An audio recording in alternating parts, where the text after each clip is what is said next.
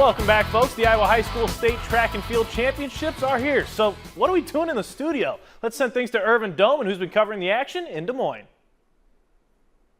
It has been a busy day here at Drake University as high school athletes all across Iowa are competing at state track and field. Now let's jump right into the action and see how the Siouxland athletes did. Frank Lewis of Westwood Sloan is off to a quick start in the boys' 4A 400-meter dash.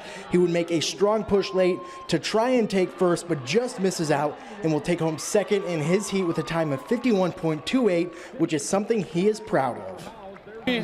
Second is great.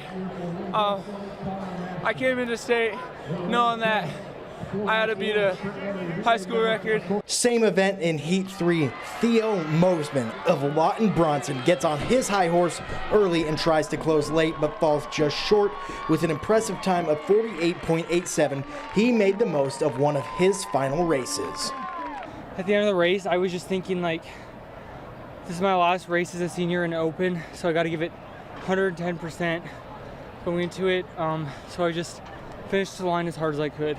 Shifting gears here to the boys' 2A shuttle hurdles, and the Central Lyon Lions are roaring through this one. They cruise to an easy first place in their heat and qualify for finals with a time of 101.65. Yeah, we're just trying to play it smooth, not to have anybody get disqualified, just make it to the next round. We can run faster.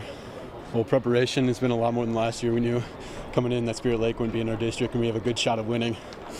So every weekend we've been running hurdles, getting ready for now. There are still plenty of Siouxland athletes that need to compete tonight and throughout the next 2 days here at Iowa State Track and Field. Irvin Doman, KTIV Sports.